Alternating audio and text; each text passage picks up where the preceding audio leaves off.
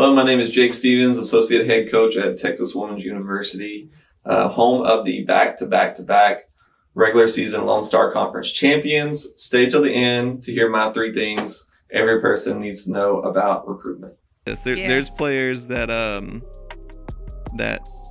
on Division I rosters that we could potentially pass up on at the D2 level. I think a lot of parents and players focus on just the live period, right? They think that that's the only time.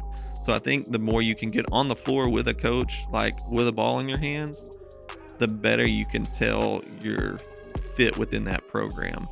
Texas, I feel like y'all owe me some money. There's my NIL. You just gotta know where to find it. Like, what's the retention like at your program? As far as like we know, transfer portal, that's easy access, right? Like some players are real quick to go in there. I think, again, this is no like shot at Jucos or anything like that. I think your biggest growth as a basketball player at this level is between your freshman and sophomore year. Right? So how can they make it easy for y'all and as well make it easy for themselves to where they stand out when they send things?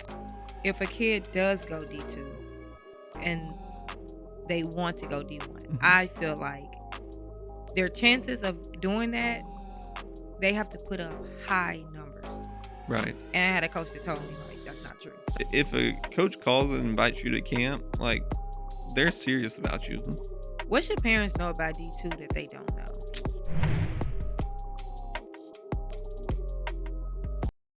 Welcome to It's Just Different Podcast. We bring on people who have been where you're trying to go and or have helped countless athletes get there.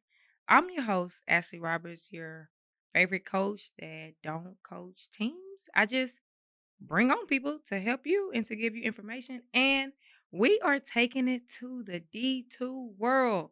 Y'all have been asking, listen, I've gotten messages in Twitter. I've gotten on Instagram, and I will say that I have done some things with D2s and Jucos. So I need y'all to go back because y'all be like, you only doing D1s, you only doing D1s. I done had Jucos, I done had D2s, we done did YouTube lives. But I got D2s in the building. Coach Jay, do you go by Jay, Coach Stevens? Most players is typically Coach Stevens, but I get every now and then I get Coach Jake. It's kind of a little awkward, but I get either way, whatever you want. I might call you Coach. I might Pretty call easy you going. Jake. I might call you Stevens. That's it. Stevens, I get that a lot too. TWU. That's right. D2 in the house. How you feeling? I'm feeling great. Glad to be here. Glad that I could finally get on. I got a lot to live up to. It sounds like representing all the D2s. Yes, so. because they've been on me. And listen, so okay, when I first started my podcast, it was virtual, Right. and I like virtual, but like I like to be in person. Like I feel like I go off of vibes, and it's just something about like being in person versus looking at a screen. Oh yeah, yeah. So when I was like virtual, I can get anybody because you're the comfort of your home. And then I went in person, and it's like the way that I would try to do it is based off of tournaments. That's kind of how I would get the coaches. Well, most of them like that's out or that I'll see is like D1 coaches. Right. And I have got some JUCO coaches, but the D2s have been hard because who are all the D2s that's close? You got So like within our conference, within the Lone Star Conference, which to me is one of the top D2 conferences in the nation. You got us, Lubbock Christian, Midwestern State, Texas A&M Kingsville, St. Mary's, St. Edwards, Angelo State, West Texas A&M. Yeah, see all of far. Yeah. There's a little bit of a drive. Well, not far, we got the Metroplex right here, so right. we kind of get that. But. So I feel like maybe that's why, so for y'all to be like, right. We want to hear the D2s. I'm trying. I'm gonna make it happen. I actually Midwestern. Yeah. We're trying to work it out. Yep, Coach Jackson is Yeah, she's always down here a lot. But we start this podcast off with what's different. I think the game of basketball is different, whether good or bad.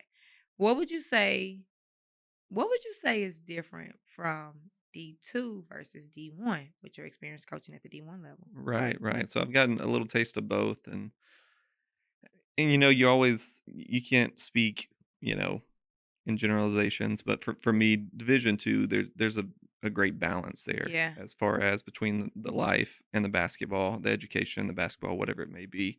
There's just a little bit more. There's a lot of differences in the hours that you can work with the players. Like we can't have our players on campus during summer as far as working with them.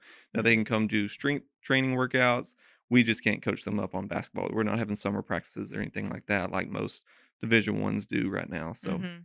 there's just a little bit more of a balance, but for the student athletes to get to kind of enjoy life a little bit more. There's some other breaks built in, even in the season. Like for Division Twos, there's a mandatory 7-day break Mm. that athletes and coaches have to give their athletes off right around Christmas time there. Mhm. And Division Ones don't have that. You'll see a lot of those Division Ones playing right up until kind of that Christmas Eve, Christmas Day. Maybe you get 1 or 2 days off there for the Christmas break, but for Division Two athletes, you get that 7-day break. But there's still some really high quality basketball. You see we always preach fit, Yeah. finding that place that you fit and fits you and what you're looking for. And that's just one of the things that we kind of offer at the Division Two level. And that's not to say we don't work. I mean, we have the majority of our athletes, they're just really motivated within their self to do their workouts during the summer. Yeah, and I want to make sure I clarify, Hmm. especially for the parents who really don't even know kind of what we're talking about when we say summer workouts. So Right. basically, at the Division 1 level, they have to report throughout Right. a certain time, correct? Correct. Yeah, most of like Division Ones, say their finals finished up first week of May, right around there. They go home, they get 2 to 3 weeks off, and then they're right back on campus here. And everywhere is different. You just have about 8 weeks during the summer. Division Ones do that they can have their student athletes on campus. Some are taking summer classes, different things like that. But most of them are reporting right there, beginning of June. They go home middle of July, end of July, somewhere around in there. For Division Two athletes, we don't have that option. Once you go home, for the summer, you can live on campus, you can take classes, you can use the facilities for your school there. It's just us as coaches cannot organize basketball workouts for you. So, what do y'all do with y'all's time if y'all are not Right. fo- All focused all on? that free time.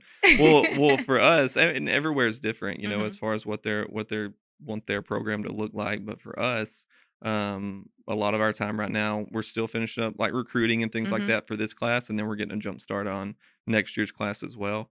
So it's for again, this all kind of ties together. But Division Ones, you have your set live periods. There's Yeah, right. 2 to 3 weekends or weeks, periods there where you can go out recruiting for the live periods. Division Twos don't have that as much.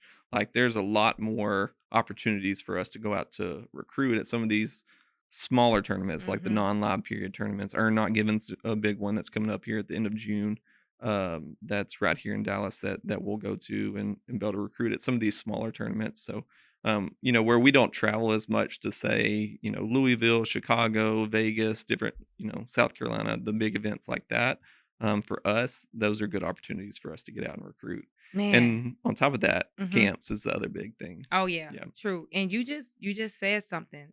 Because I think that a lot of and we kind of dated this episode. I don't know when we dropping it. So Right. earn not My giving bad. might have happened My already. bad. Yeah. But I think a lot of parents and players focus on just the live period, Right. right? They think that that's the only time. And if you're a D2 coach or a Juco coach, you can go to any tournament. Right. And I really feel like a lot of players and parents miss out on those opportunities. They do.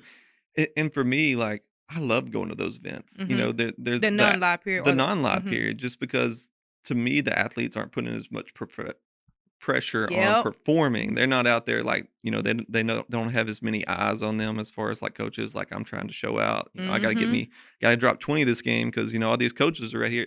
There's not as much of that. It's more about just really honing their craft and kind of building that chemistry as a team. A lot of these programs they'll use these other tournaments as tune-ups to get ready for that live period. So it's Yep. just a really good opportunity for us coaches to see them in a little bit more of a kind of natural environment. Right. So, what should these parents or players be doing? Mm,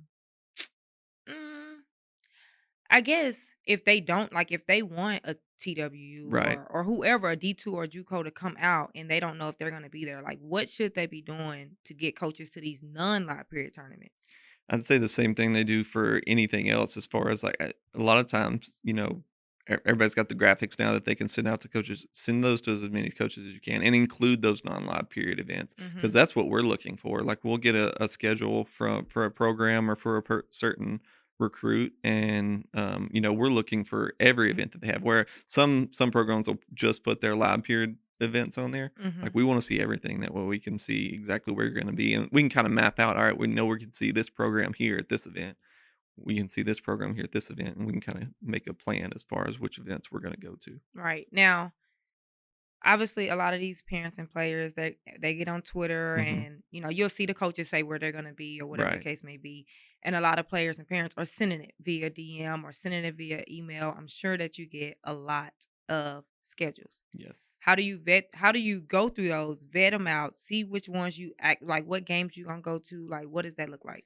Well, typically we start, a week or two. Once the schedule comes out, we're going through. We have our certain list of players that we know that we're recruiting, so they're already on our list. Mhm. We have an idea to evaluate on it, and then as emails and messages and everything else come in, we add. We have a separate kind of sheet that we add all these players to.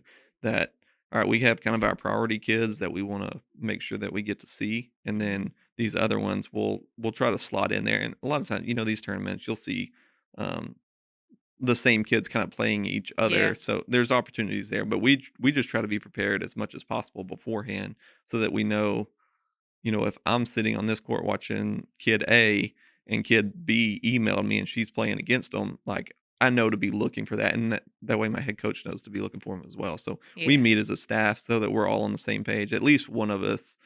We have myself and then our other assistant coach, Taylor Drake, and then our head coach, Beth Gilson.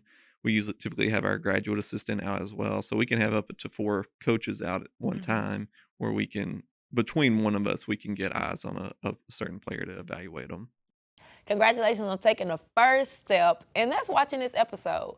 But you need something more. You really need a community of parents that's going through the same thing, that can talk, laugh, share struggles, share wins. You need a community that's going to give you monthly resource drops on how to create a highlight tape, what to send to college coaches, and a community that's going to bring in guests, bring in college coaches, bring in experts to give you information. I got the community for you. The different community, and you need to be there. The different community, and you need to be on the inside. Click the link in this description, and I'll see you on the inside. Yeah, how can these parents make it easy for y'all? At the end of the day, if you got 30 schedules, Right. somebody's not gonna get Make seen them at the stand end of the out. day. Yes. Right. So how can they make it easy for y'all and Mhm. as well make it easy for themselves to where they stand out when they send things? Anything they can do to include highlight or video clips with it helps us stand out. Just that way we get an idea of what we're looking at, what we're Mhm. looking for. And then beyond that, just being repetitive. I mean, that what which gets repeated gets done usually. So the more times we see that name pop up, the more familiar it becomes to us. The more likely, hey, even if we're just flipping through a book, we get to an event, we start flipping through that book and circling names. Oh, I recognize that name right there. Let Mhm. me circle that. That way I can make sure to find them, even if I have an off game in between.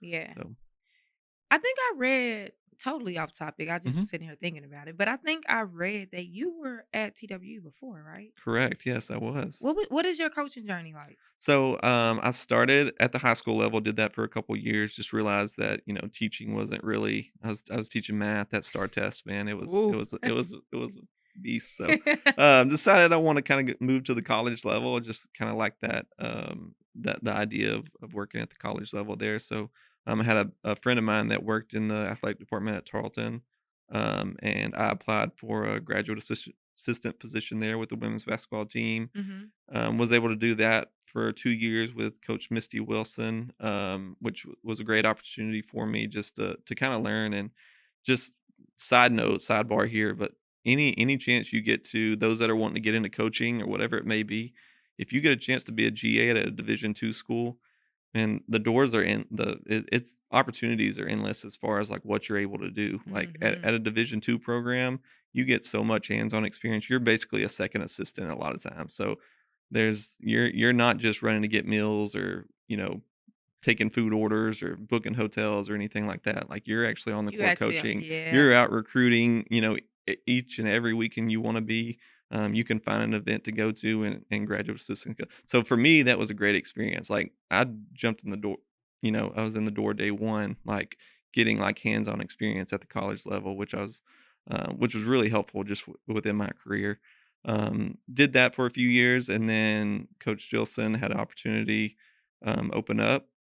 I was able to make the move to Denton. Was there for 4 years. To To TWU. TW, yeah, Okay. TWU at Denton there. Did that for a few years, 4 years. Really enjoyed my time there. Was not looking to leave at all. But then Coach Wilson, that was about the time that Tarleton was making the transition to Division One. She had another position open up on her staff with this, kind of expanded staff going to Division One. And at the same time, it just so happened that my wife's sister was moving to Stephenville as well. We had just had our first child, Griffin, and it was just a chance to get closer to family for us, for me and my wife, and that was hard to pass up. Yeah. Throughout my whole journey, I'm always looking for what's the best thing I can do for my family. Mm-hmm. So did that, made that move, was there for 2 years, and then as that staff kind of transitioned after 2 years there, Coach Goodenough gave me a call. Another small world kind of thing here. Coach Gilson actually played for Coach Goodenough Wow. way back in the day, so there was a connection there. And I'd Yep. always saw her out on the recruiting trail and really enjoyed talking with her. And she just happened to have a spot open up there at ACU. So went out there. That was a great fit for me. Just as far as the basketball side of things, she's been doing it for several years and had a Mhm. lot of success and runs a great program out there. And it was just a really good opportunity for me to go out there and learn from her. I'd never run kind of the style of offense that she had ran before, so that was another just good X's and O's opportunity for me too. So I really enjoyed that piece of it. And then Abilene it was about 5 hours from home for me. Coach Gilson had another spot open up, or had kind of her lead assistant spot open up. And it was just a chance to get back again closer to home. And by this point, we have 2 kids now, and Mhm. a chance for them to s be closer to their grandparents, see them, 2 to 3 times a month now at times. And to me, that's just valuable.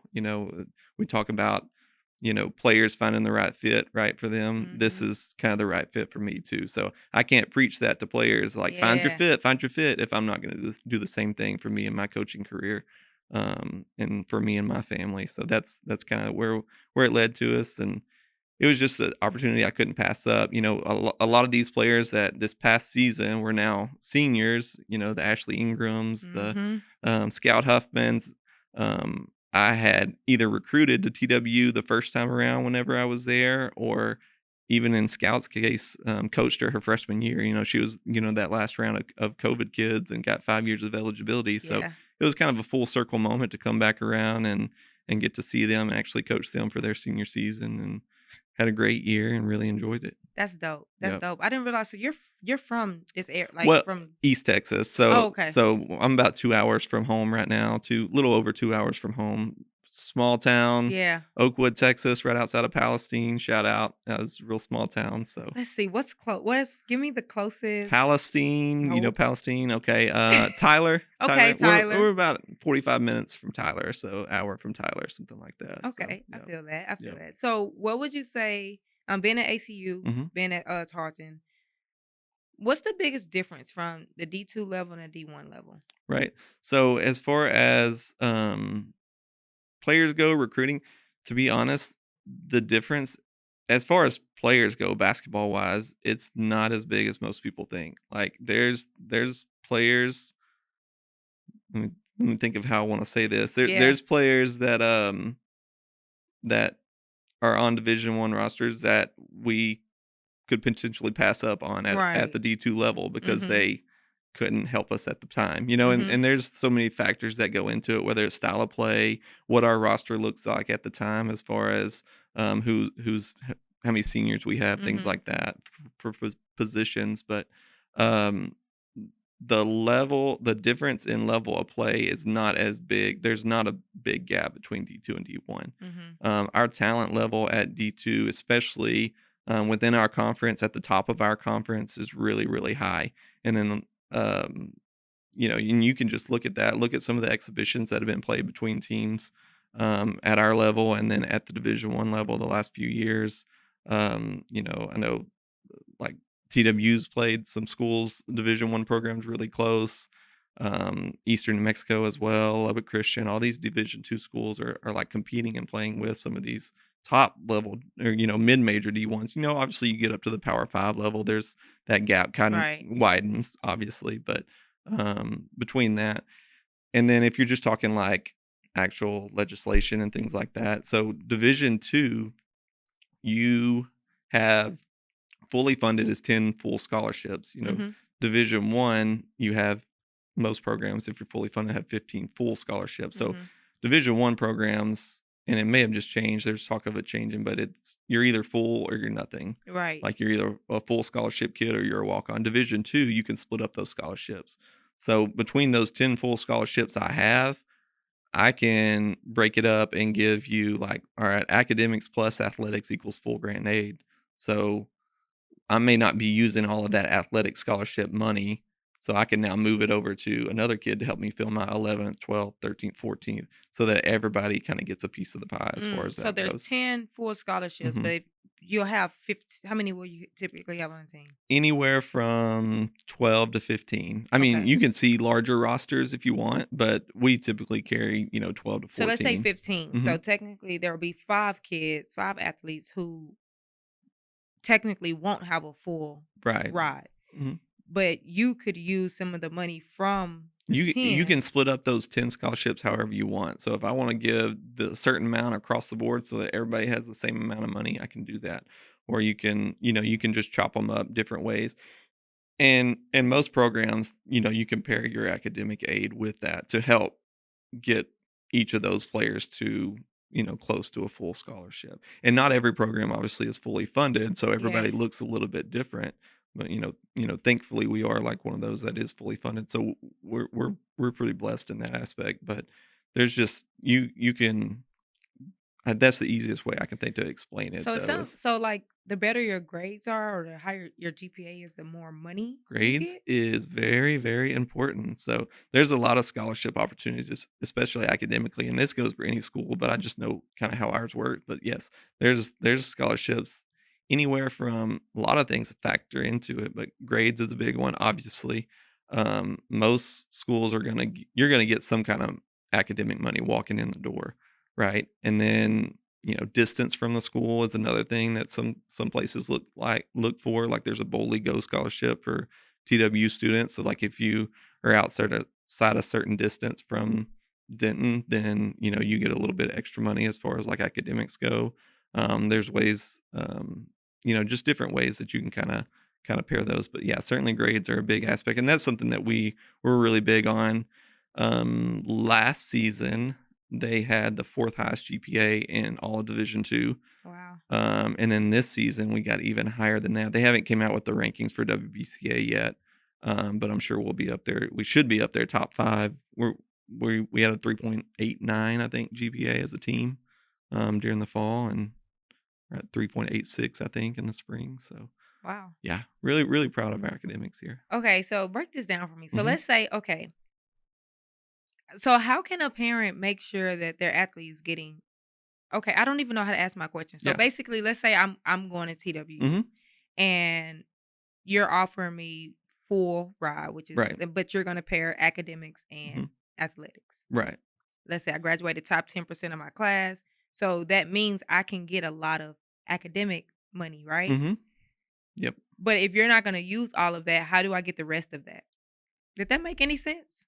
Yes. So I mean, there's different ways. It depends on how your like grant aid is worded. Like we can say there's Division twos can also say, all right, we're giving you a full athletic scholarship, and you get to keep your athletic or your academic money as well. So it But depends they on go through that with their financial aid. right, right. So there's typically general academic scholarships you apply for from the school. So you'll apply through those. Like so that is I don't want to say on your own. We can help kind of push you or assist you in that, but that's typically how it goes. See, Like I just yeah, feel like Texas.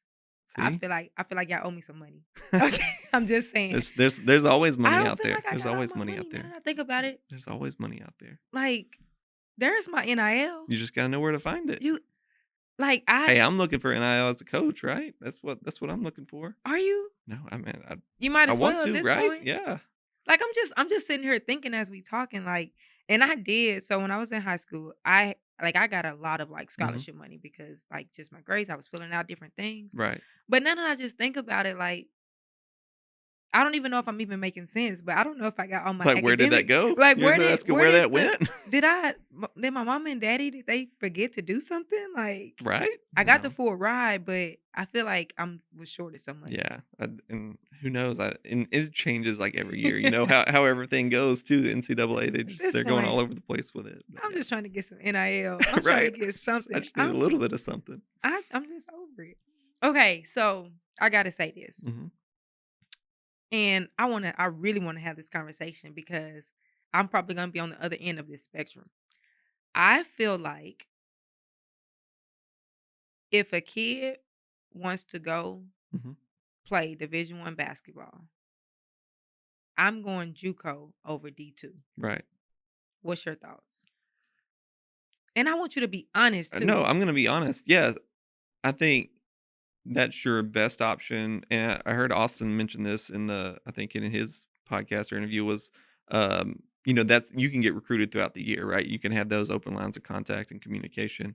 I do think for me as a coach, and this is just me speaking personally, like just be honest with me. Tell me what you're looking for whenever I'm recruiting you in the first place. If Yeah. that's your plan all along, that's fine, but at least I know how to approach it. At least I know how to we can get you great film. Great film at the D2 level translates to Division 1. You see that all across the board. You see all these Division 2 players that can go to make a move to the Division 1 level and translate really well. Mhm. But just be honest with me as a coach so that because I'm going to be, I expect the same thing or you expect the same thing from me, right? To be completely honest with you and open. Mhm. And that's just the way I want it to be. Yeah. But I do agree, like if your ultimate goal is to be Division 1, JUCO is probably your better option. That's not to say that it can't be done going Division 2 either. Mhm. But for us, like just speaking for us, TWU, like we want kids that want to be there. Like Right. that's one of the biggest Typically factors in kids our that want to be there recruiting. the 4 years. Right. Yes. Yeah. To grow and develop. Like I talked about Ashley Ingram. Mhm. She just graduated as the leading scorer all time in the university's history, leading rebounder. She's like Wow. top 5 in assists, top 10 in steal. Like she's like across Someone the who could board. have played at the Right. Division 1 level. Like we're talking, oh yeah, no doubt. Yeah. She had Division 1 offers coming out of school. She just had ties to TWU. She's been coming to camps there since she was in 3rd, 4th grade, Mhm. at TWU, and just local kid from Bridgeport. Just really prioritize the relationship aspect with her head coach. Her Mhm. and Coach Jilson have a great relationship, and she's in there all the time, just within the office. And we have an open door policy, like between head coach and players. Like, so, players are in there every day. We hardly get any work done in the office during the day because of it, which is great. It's a great problem to have. But we want those kids that want to be there for 4 years, Mhm. ideally. And we started that recruiting process with her whenever I got there in 2017. Really before that, when she was a freshman in high school. Mhm. Like we were recruiting her from then on. So, um, she committed when she was going into her senior year, came there as a freshman, and then, just started breaking records from that point. So, sorry, I kind of got off on a little tangent there, No, but but just that's got to shout true. out to like Yeah. you're gonna see like fewer and fewer of that too. With the transfer portal Mhm. and the way it is these days, that's just part of it. I think a lot of these kind of relationships are becoming more or the recruiting process in general is becoming a little bit more transactional than Absolutely. relational. Do you think Um, that's hurting the D2 level a any? little bit. That aspect of it is just because back in the day it was like you had to sit out a year, like, Right. and before the portal was ever a thing. So you had if you go Division 1 to Division 1, you had to sit out a year. Most athletes' pathway to play right away was to drop down a level. So that's where you saw a lot of these Division 1 athletes that would transfer to Division 2 just so they could Mhm. play right away, didn't have to sit out a year. So that transfer portal in that aspect has hurt a little bit from the Division 2 level. But at the same time, like we're getting those kids. We're investing in recruiting those kids that want to be there. That's why we prioritize that. Like we want kids that TWU is their goal. Their goal, like to be a 4-year player at TWU, is their goal. And that's not to say that we won't take any transfers or anything like that. We have several this past year that went to Division 1 their first year and then transferred back to us, that were great players for us. And we recruited them since their freshman and sophomore year. We built those relationships then. They just decided they wanted to try out the Division 1 level, decided it wasn't for them, didn't enjoy that experience as much, and then came back and just kind of decided their fit was TWU, and it worked out really Yeah. well for us. So we're still going to recruit and invest in those players and those athletes, and you know, it all works out in the end. That's what I always say. Even if a kid turns us down, like it's all going to work out for everybody. Like I'm in this. I can't say that I'm in this for the kids and then get mad if they choose another school over Yeah. us if they think they're doing what's best for them. Right. But long as they just need to be honest in the Right. That's what beginning. it. Like, Just be honest from the start. Like I just want to know. Like I'm gonna do the same to you. So I just kind of want the same thing in Yeah. return. All right. You are about halfway through this episode. Hold on. Let me get a little closer. I need you to do me a favor. I need you to hit the subscribe button. And while you at it, hit the like button. I know I'm asking for a lot. Go ahead and share this with 2 other parents that need to hear this information. Because I'm here to help y'all, and I need y'all to help me so that I can get this information out to more people. Now back to the episode. To me, I think, again, this is no like shot at JUCOs or anything like that. I think your biggest growth as a basketball player at this level is between your freshman and sophomore year, because that first year, freshman year, everything like is new to you. College life, waking up on your own for classes, making sure you're just living on your own, doing your own laundry, sometimes cooking your own meals, like different things like that. It's a big change. So to have that and then throw basketball, whole new basketball program on top of that, like this coach may be telling you to use a different pivot foot than you used to, or changing your shot up, or doing different things, and then now you got to learn the playbook and all this. Like it's kind of overwhelming. So to have that consistency from freshman to sophomore year and see that growth from freshman to sophomore year is huge. So I think that's where you'll see your biggest jump in your growth as a basketball player. So I get like going JUCO and you're wanting to keep your options open and things like that. But as far as just growing as a player and staying in a situation, like I think you can see a lot of growth. And at times, like players lose that Yeah. growth because they're going from school A to school B to school C. So you're just kind of taking away, and you can see that growth from freshman to sophomore at JUCOs too. The ones that stick around there for 2 Yeah. years. But That makes sense. Mhm. What should parents know about D2 that they don't know? Man, I would say the level of play is higher than you think, and if you don't know, like, come to a game. Come watch a game at over in Denton at TWU. Just kind of watch us play or go to a practice. A lot of D2s are really, really open as far as the access that they provide for open practices and things like that. So come check out a practice, see what it's like kind of behind the scenes, and then beyond that, just the opportunities are there. Like you're still getting a college degree. You can still graduate debt free. There's still a lot of benefits, and the experiences that D2s provide are right there on par with a lot of Division 1s. Again, I think you're talking Power 4s, Power 5s, like it's a different level, right? It's different experiences that you're experiencing at that level. But if you're just talking mid-major and low major, D1s to D2s, the experiences are going to be very similar. Like our kids took a foreign tour to Greece 2 years ago. Wow. Or last summer, I guess it was. And I mean, just a great experience, and you're getting that at a Division 2 program. I don't think most parents realize that you're able to get that kind of experience at our level. Yeah. Yeah. So when I'm talking Mhm. like from JUCO to D2 to D1, whatever the case may be, I've always said that if a kid does go D2 and they want to go D1, Mhm. I feel like their chances of doing that they have to put up high numbers. Right. And I had a coach that told me like that's not true. So I would love to hear your thoughts. I don't think it's true because even whenever I was at D1 coming from a D2, I loved looking for those D2 kids because I knew So you the level telling of me, play because I knew how to filter but it that's and because you see. was at a D2 Right. school. Yeah. So I think that that's different.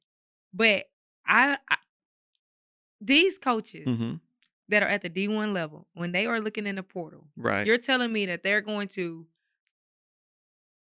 I don't even know like what exactly it Yeah. looks like. Mhm. You know, I've heard it's just a tab, like Right. a tab here. You're telling me that they're going to look at the D2 tab. I think it's probably secondary as far as that goes, right? You're always looking for those D1 kids first. Mm-hmm. But I know when, again, this is just, I can only speak from my experience, but I would always look through there because I was familiar with which programs were good Mm-hmm. and which ones I could pull from. I know coaches, though, that weren't at the D2 level that they would go to the D2 leaderboard mid-season and pull up their stats and see who the leading scorer was, who the best But three-point that goes shooter back was, to who my the best point. rebounder was. That goes back to my point. Have though. to put in up those You numbers got to to put do up it. the numbers. Could be, yeah. I mean, it just kind of depends on what it is. I know. Let's see.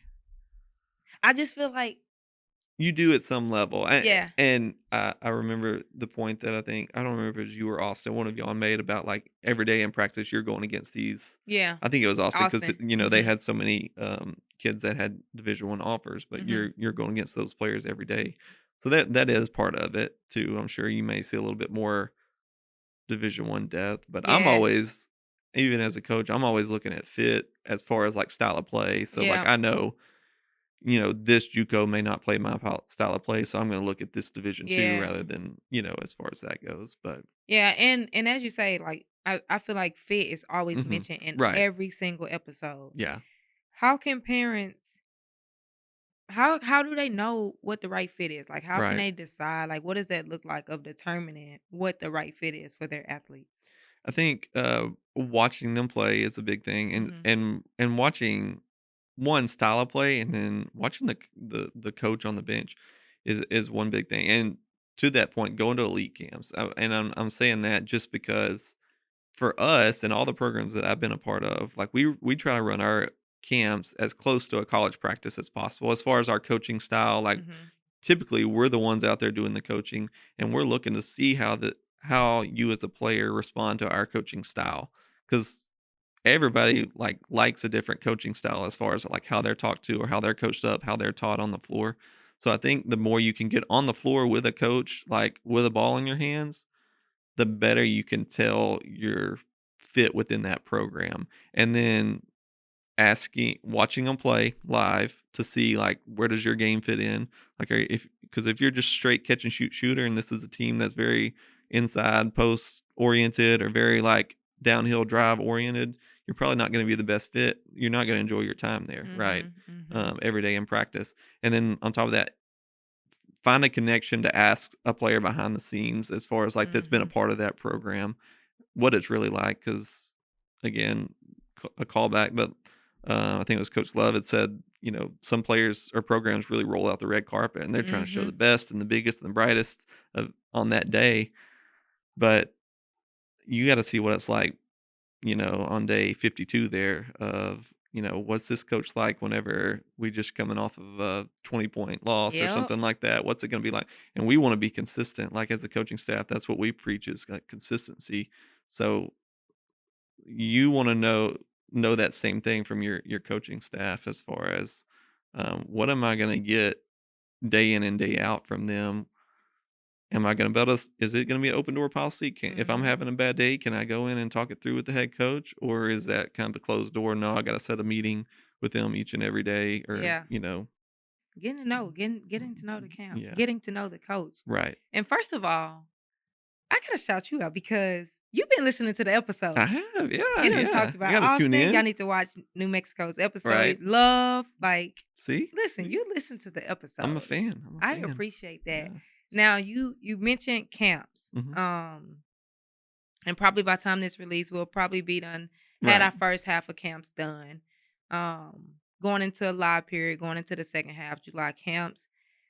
how should these parents be choosing camps? Because I'm gonna be honest, a lot of them are like Oh, they are. They're it's just, money grab. I mean, sorry, coaches. Sorry, yeah, but it but is like that's what it is, and I don't even think that that's like some people look at it as a bad thing. I right. really don't even necessarily think it's a bad thing. It's just a part of the business. But I feel like, or Yeah. when I say a part of the business, like Right. coaches, they're gonna No, I run get you. camps, Yes. right? Yeah.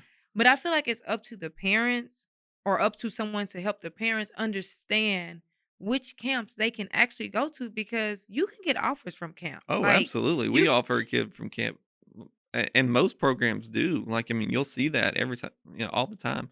I'd say like one target if a coach calls and invites you to camp, like they're serious about you, right? We're not just going through and calling random players and inviting them to camp. So like if you get a personal call or text or even just like call from the coach, whatever it may be for some of the younger kids, hmm um like they're serious about you. They want you there and they want again a chance to evaluate you on their court in front of their coaching style or in front of their staff, whatever it may be. That's not to guarantee like every kid that comes to our camp isn't getting an offer or anything like that, or every kid that gets a call. But at the same time, like we're doing that with a purpose. hmm We want you there for a reason. And then in the same vein, like target the schools that you want. Like if you really think you might go to school A, look it up, find their camp, send an email, try to get in front of them before, as we talked about sending schedules before these live events and things before, try to get in front of them in that way. Again, that repetition of like seeing that name pop up every time when I see that name pop up on our camp registration. All right, I know to look for that kid even when they're in the group See, right I'm gonna there. disagree with you right Mhm. there. The reason I say that is because I don't think it's so because a lot of these parents they want to go to Texas, they Yeah. want to go to Baylor, they want to go to Right. LSU. Right. That's true. And be realistic with Yeah, it. I mean that's where you do have to be realistic. Again,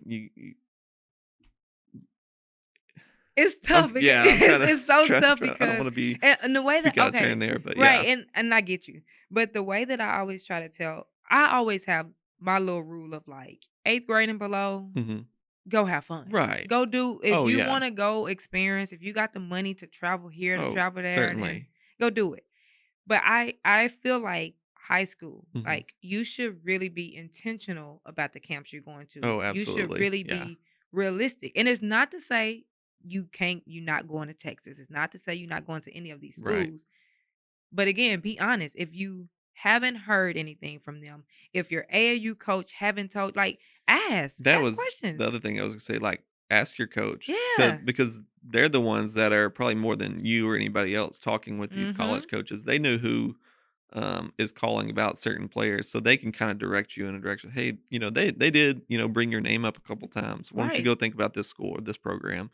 So that is a good point. Just talking with coaches, I think, because more than anybody, they have that biggest connection with those college coaches, and they can kinda maybe guide you at least in the realm of like, and even if it's similar level, so say like a school within our conference is recruiting you, but you really want to get in front of us, Yes. about the level of competition that you're going to be as far as that goes, or that you can kind of Absolutely. qualify for. Yeah, I've said that. Like, if, like, I mean, literally what you just said. If you got a few schools that's Hmm. maybe they haven't even offered, but they're Right. showing interest in you, like, Yep. that kind of tells you, your Hmm. realm of things. And that's when it's like, okay, TWU is also in this conference and they haven't seen me, Right. but I know clearly I want to can be in play this in this. area, right? Yeah. So yeah, Yeah, certainly. I think that that's how they should look at it. Yeah. Yeah. How do you handle recruitment I mean, I'm sure, but Hmm. like, what does that look like from how you're recruiting kids of how you did at the D1 level versus how you do at the D2 level?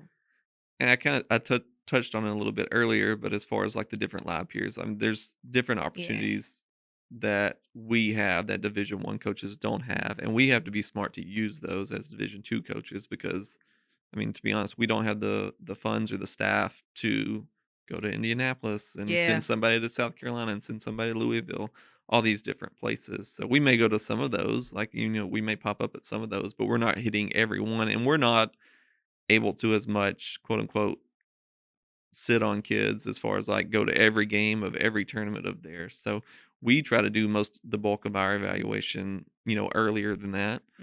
We'll still show up at some of these events and try to watch these kids as much as possible. But at the same time, we're not, I think to us at the D2 level, like we got to have a purpose behind like going to watch somebody play.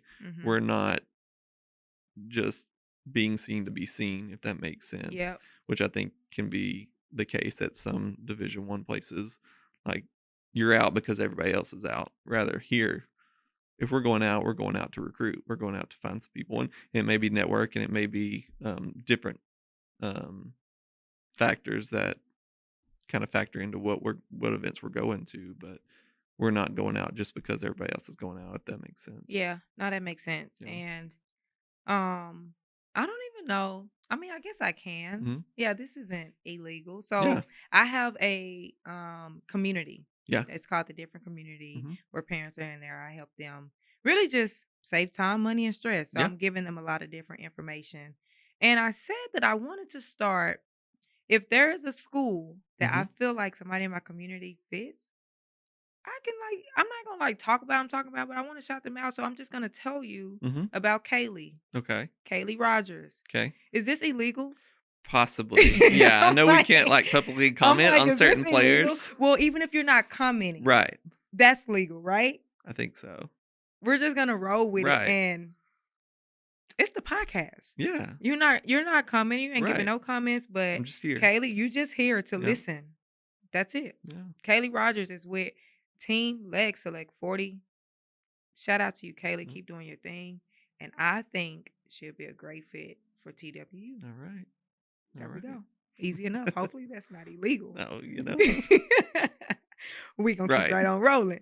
Now I just forgot my whole little thought Oh, because I'm man. over here like, is that Right? even what is that? Like, what you think? As I far don't as know if that's it. That's not. I guess I don't know. we'll To have some, to figure that yeah, out. we just have to figure that out. I'm gonna do some digging on that because I Yeah. don't want to. Even if you don't, so like you don't comment, you Right. just be like, yeah, we'll Okay. figure it out. Yeah. And then y'all drop I it in the comments. always love hearing names of go. players. So y'all put it in the comments if Yeah. let me know if that's legal, illegal. I don't really care. I think it's legal. I really do. Right. But what questions should these parents be asking coaches that are recruiting them, that are recruiting their athlete? I'd say one, I think that doesn't get asked enough to certain coaches is like what is and you can do your own research on this. You don't necessarily always have to ask it, but like what's the retention like at your program as far as like we know transfer portal that's easy access, right? Like some players are real quick to go in there. There's lots of valid reasons to go in the transfer portal. I'm not knocking that at all. It's a great tool for student athletes to use at times, but at the same time, like that is something I think that most parents should look at for programs like that you're looking for your child to go to is see what the retention rate is like, because if it's a program that every year you're seeing that roster shuffle 6, 7, 8 kids going in and out. And that's not always a bad thing. Look where they're going, right? I mean, Right. you Oh, see that that's a a good lot. point. Like, Yeah. I mean, there's players that are moving up from the Mhm. program that they're at. At that's the reason that they're going in. But that's not always the case. If there's just constantly a lot of shuffling right there, that can just be kind of a red flag for certain things. I'd say that I'm hoping I'm not like negative. I'm not trying to negative recruit or anything No. like that. But like Yeah. that's something that we take a lot of pride in. I mean, these last 2 years we haven't had any players go in. We've had one, but she was a Juco who was trying to use her extra year of eligibility that she didn't have at the D2 level. Right. So right now, Juco players, if they've exhausted 4 years at the D2 level, can go in the portal and play one extra year at the Division 1 level. Say that one more time. So it's like the Diego Pava rule, the football So player. if they So the extra year of eligibility that Juco players got, did that actually get passed? It did, I believe so. They can play at the Division 1 level, but they cannot play at the Division 2. They can't use that extra year at the Division 2 level. Wait, That's the you way just that we've confused understood me. it. Okay, so if they're okay, say Mhm. that again. So the Juco players, Yep. they can use their extra year of eligibility that they got from the call it the So PAVA all rule. JUCO players did get, because I didn't know if That it actually got passed or not. that's what we've heard. I Okay. know players are going in the portal for that reason. Okay. I don't know where it's at within the being passed process as far as that goes. Just mainly because we can't use that rule Right. at Division II. So some of those are going in. They can't use it at Division II, but they can at Division I. Is if it does pass, that's the way it's going to be. Makes sense. So that's where, So I need to actually do some more yeah, research on that, because a lot of parents ask me, right. and I didn't know. I don't know where it's at within the process. I know that interpretation of it is what is moved forward Right. with it. That's what we've heard. Right. What are some red flags what are some red flags that pop up in players when you're recruiting them? Ooh, that's it. How they handle adverse situations. I want to see you fail as an athlete. Like when I'm out, if I'm truly evaluating a player, like I want to see a bad call go against you. I want Yeah. to see you get fouled and get no call, or I want to see you get like a clean block and get a foul call. Because I want to see you how you're responding in that situation, or even like if y'all are down and like the flow of the game, you're missing shot. Like if I'm there evaluating you, I typically can tell your level of skill as far as like if it's going to translate or not. So if we've kind of moved on in that recruiting process where like I'm trying to make that decision to offer you or not, I want to see you, because every second of every day that you're on campus and within our program, is it going to be all like Yeah. rainbows and butterflies? Like it's going to be, there's going to be hard times, and I want to see how you're responding in that situation. Just because that tells me a lot about kind of who you are, and that's not to say we can't grow that. Like we focus a lot on like just the mental preparation of the game and how to handle some of those situations. So we want to grow that, but I got to see like where you're at with that process, and that kind of helps tell me how you're going to respond. Like when the game, like we had a lot of really stressful situations this year. That man, like our final home game of the regular season, we were down the whole game.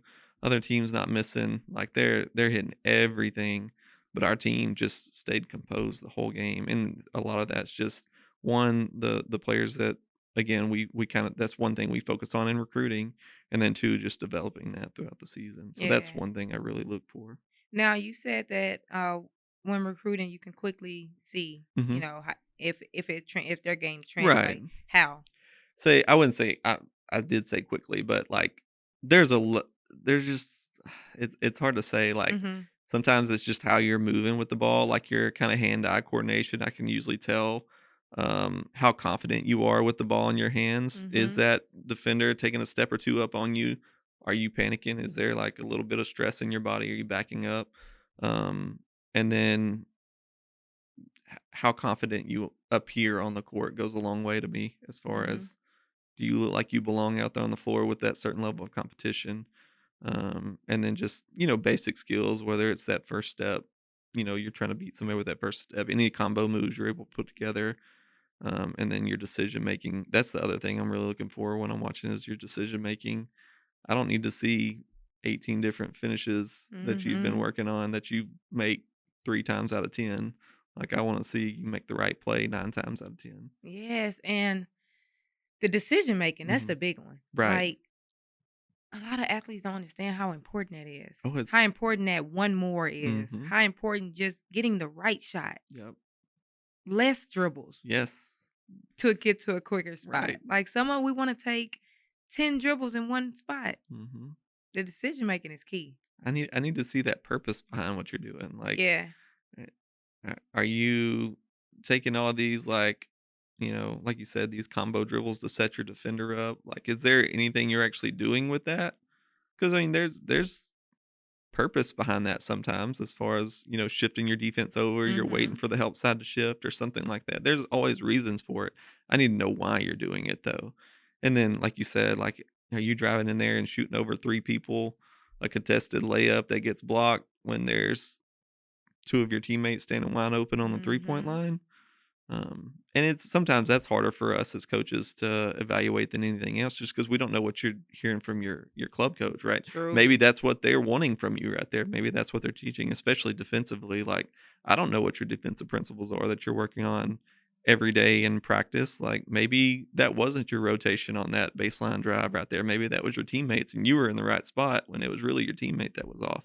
So that's a little bit tougher for us to evaluate in a live game, and that's where those conversations with coaches really come in like Yeah, handy. that makes sense. By now, we've had a few weeks. TABC has happened, and a lot of the players are going into these 26s are going into their last July. Right. It's July time. It's live period time. They don't have any offers. What advice would you give to the 26s? That's tough because it's the advice I want to give is to be patient, which I know is like the hardest thing to do for players and parents at this moment because you've spent so much time and energy on And this money. that like and money on this that it's really difficult to do. Be patient, prepare yourself mentally as much as possible. We're going into that last July. I think that's something that doesn't get done enough is just that mental preparation going into it. Like I said, trying to train those mistake response habits, like how quick you bounce back. Because a lot of times that's the difference between an offer and a non-offer is you make a bad play, you make a turnover. Maybe it was your teammate's fault, but now you're pouting and you're not jogging back, or you're not sprinting back on defense. So the more preparation you can do that beforehand, I think the better off you'll be. Like Yeah. like every day getting those mental reps of that could happen in life too. Like there's so many opportunities that you can use to grow in that way just in everyday life off the court. So trying to do that, and then yeah, that's patience is key, and then persistency as far as keep reaching out to those coaches, keep putting your name and your highlights and your um clip up those little highlights. For me as a coach, I'd rather watch a 2-minute highlight video, and then if that's good enough to catch my eye, then I'll move on to the full game film. Yeah. So just stockpile as much of that as possible and get in front of coaches, stay persistent with it. Because again, the more times I see that name, the more likely I am to like search out and find you whenever I'm Right. on a court. And I think that's what I was gonna even get to. They're doing the work, Hmm. but they're not necessarily getting the exposure. Maybe Okay. they're going to some of the events and Right. they're going to the Louisville's, they're going to the Chicago's, they're going Yep. to all these tournaments, and maybe the coaches aren't at their court. Like, I'm always say like, I mean, you Hmm. said it. Like you got to do your own outreach. You Right. got to reach out. You Yeah. have to be putting these highlight tapes. You got to get these coaches attention. Right. And you do it, and then get people to do it on your behalf. Because I Yeah. mean, we as coaches talk. I mean, like Mhm. every day I'm talking to either another D2 coach, a Juco coach, or a Division 1 coach somewhere, even if it's just over text, talking about players most of the time. Yep. As far as like, hey, have you seen this person? Check this person out next time you're out. So I think the more you can do that, even if it's, I mean, just staying persistent with it as much as possible, and then just that patience on it. And the more Yeah. people you can get it to advocate on your behalf. So like even your coach be like, hey coach, these are the schools I really want to like. I'm really interested and want to do. Mhm. Like, can you reach out on my behalf? I've already done it, but can you also? Because if I see it coming from two different angles, then again, it's gonna be more likely that I'm looking for it. Yeah. And I'm gonna let y'all know that's why you need to be in the different community. That's First of right. all, we're doing a 7-day free trial. And that's what I do. For the people in the community, I am reaching out to the college coaches. Every live period, I'm reaching out to the college coaches, Yep. trying to get them to their games. I'm giving them advice. So, especially if you're a 26, you need somebody to advocate for you and you need to be in a different community. That's it. Hit the link in the description. I Yep. mean, Just be different. It that's all separates you. that's all they gotta That's do. it. That's all. Jake, what advice would you give to parents in general as they help navigate their athlete's journey? Don't overlook the benefit for rest. We talked about like July coming up, Yeah. that live period. These athletes are playing, man.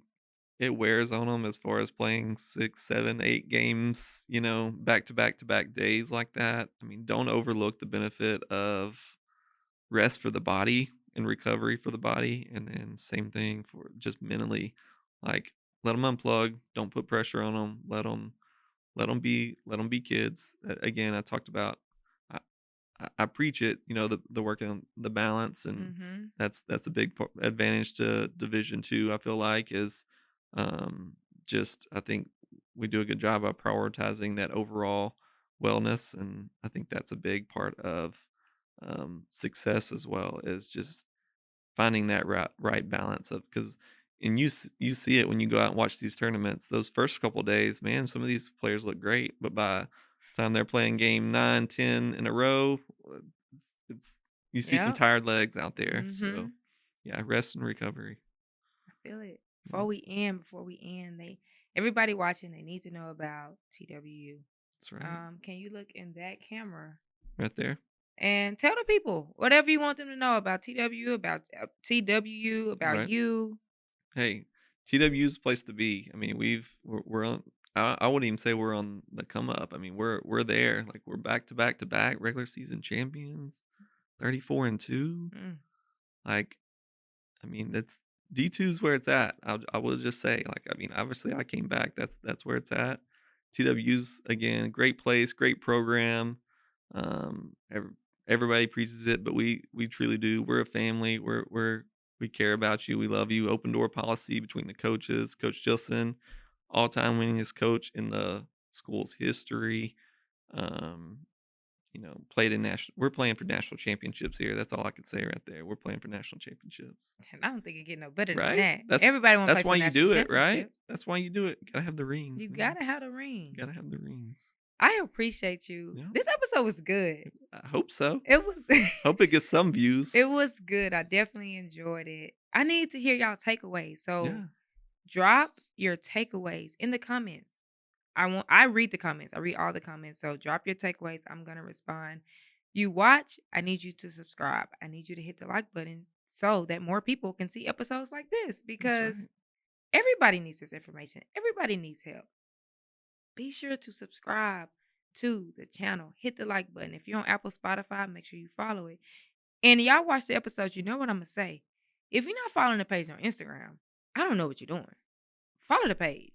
It's just different pod. 3 things. Find your fit. Fit matters. Build your relationships. Relationships matter. Hey, and championships matter. Go get that ring. Thank you for tuning in to this episode and staying to the very last minute. For that, I got a gift for you. I don't know if you can actually see this because I got black on black, but I have merch, different merch. And you can get your different merch at itsjustdifferentapparel.com. Use code podcast to get 15% off. See you next week.